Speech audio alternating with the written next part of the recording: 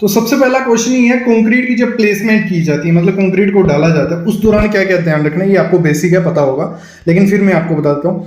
एक तो सबसे पहले मैक्सिमम हाइट 1.5 मीटर से ऊपर से कंक्रीट आपको नहीं फेंकना है। दूसरा जो आपको चेक करना है, जो आपका टीएम रहता है, ट्रांजिट मिक्सचर रहता है, जो उसका आपको रेवोल्यूशन काउंटर चेक करना है, मतलब कितना स्पीड में वो घूम रहा है, 1 मिनट में कितने रेवोल्यूशन ले रहा है। ये बहुत इंपॉर्टेंट चीज़ होती है, क्वालिटी इंजीनियर को ये चीज़ पता होनी चाहिए। ऐसे टीएम तो आगे आज ही देख लिया, ये सब चीज़ें नहीं, आगे मैं बताने वाला हूँ कितने आरपीएम पे घूमना चाहिए, कितने रेवोल्यूशन होने चाहिए। ये बहुत इंपॉर्टेंट चीज़ है।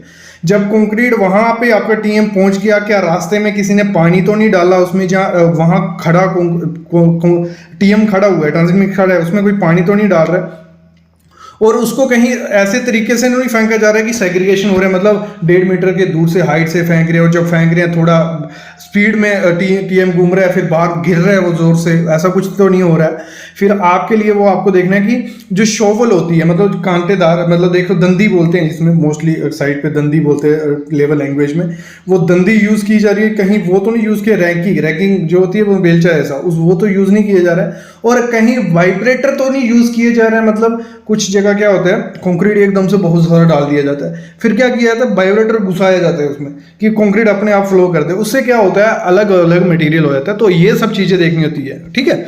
ये क्वालिटी इंजीनियर, साइट इंजीनियर काम है। जैसे ही वो टीएम होता है जो आपका, वो साइट पे पहुंचता है, चलो हमारी साइट पे टीएम पहुंच गया, तो उसमें क्या चेक करना है, एक तो रेवोल्यूशन काउंटर, ये क्या है मैं आगे आपको बताता हूँ। रेवोल्यूशन काउंटर ये बहुत इंपॉर्टेंट चीज़ है, मैं आगे आपको बताने वाला हूँ। फिर दूसरी टिकट चेक करनी है आपको। जो टिकट क्या है, उसकी जो पर्ची रहती है, जो आरएमसी प्लांट से आई होगी, जब कंक्रीट यहाँ से बन के आया वहाँ से आई होगी, वहाँ पे कंक्रीट का बैचिंग टाइम क्या है, सब कुछ डिटेल होती है। स्लम, वहाँ स्लम टेस्ट किया जाता है साइट पे कि हमने जब कंक्रीट बनाया इतना स्लम था, फिर वो चेक किया था। फिर साइट पे हम स्लम चेक करते हैं कि जितना वहाँ था इतना बीच में कुछ गड़बड़ तो नहीं की है, या कुछ ज़्यादा टाइम तो नहीं लगा दिया, टीम पर्ची गलत नहीं, तो स्लम टेस्ट फिर से हम करते हैं। क्यों करते हैं? वर्कबिलिटी चेक करने के लिए करते हैं, आगे क्वेश्चन आएगा एक और।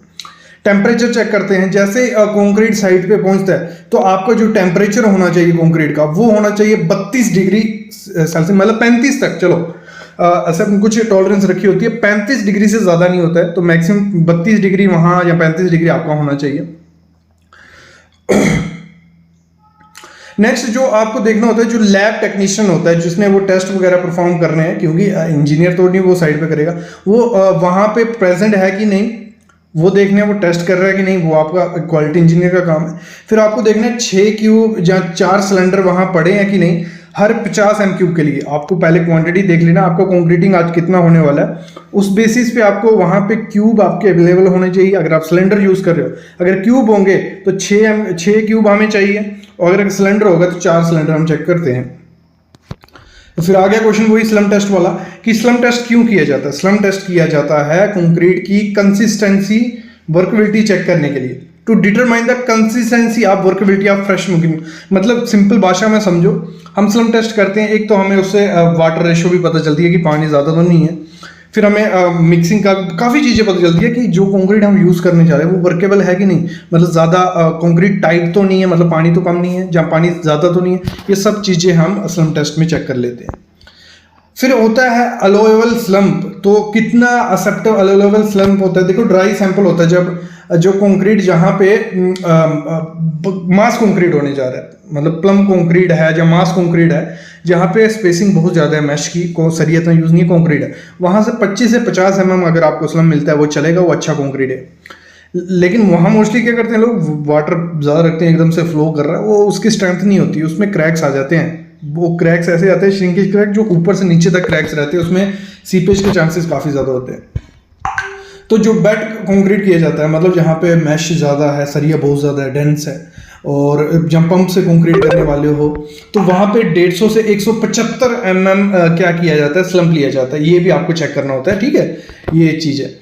और रिकमेंडेड स्लम्प देखो, अगर मैं थोड़ी आपको बता ही देता हूँ, रीइंफोर्स फाउंडेशन है वाला, वहाँ मैक्सिमम 75 और मिनिमम 25 रखना होता है। आपकी प्लेन फुटिंग है, कैजन्स है, सब स्ट्रक्चर्स है, वहाँ मैक्सिमम आपको 75 mm, मिनिमम आपको 25 mm रखना है।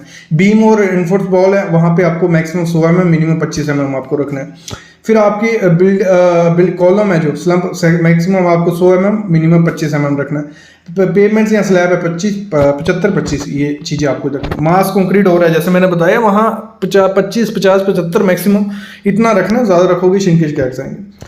प्लास्टिसाइजर्स क्या होते हैं ये भी पूछे जाते हैं। जहाँ लो वाटर सीमेंट रेशो होती है, जहाँ पानी कम यूज़ करना होता है, जैसे मास कंक्रीट होने जा रहा है तो वहाँ पानी तो हम नहीं डाल सकते ज़्यादा, तो वहाँ हम प्लास्टिसाइजर यूज़ करते हैं कि कंक्रीट वर्केबल रहे। क्योंकि अगर पानी कम होगा तो थोड़ा दिक्कत आएगी यूज़ करने में भी, और वो अच्छे से यूज़ भी नहीं हो पाएगा, तो वहाँ हम प्लास्टिसाइजर यूज़ करते हैं। वहाँ श्रिंकेज की चांसेस कम हो जाते हैं जहाँ प्लास्टिसाइजर यूज़ किया जाता है।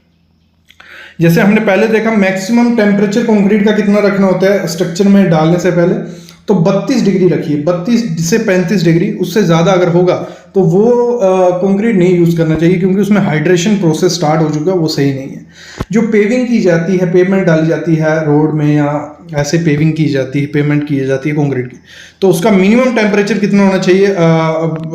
एम्बिएंट टेम्परेचर, मतलब काम कर मैं बोल रहा हूँ एटमॉस्फेरिक, मतलब बाहर का, कंक्रीट का नहीं, बाहर का। अगर 5 डिग्री सेल्सियस है, विंटर की बात कर रहा हूँ, तो आप कंक्रीट करिए कम से कम 5 से कम होता है तो तब कंक्रीट मत करो, वो अच्छी स्ट्रेंथ नहीं पकड़ पाएगा। और हॉट वेदर अगर गर्मी है तो 45 डिग्री से ज़्यादा में आपको कंक्रीट नहीं करना। और देखो ये आ गया वही क्वेश्चन कि मिनिमम और मैक्सिमम टेम्परेचर साइड का पानी का, ये पेवमेंट का था, ये पोरिंग का है, तो 10 डिग्री और 32 डिग्री ये होना चाहिए। क्लियर?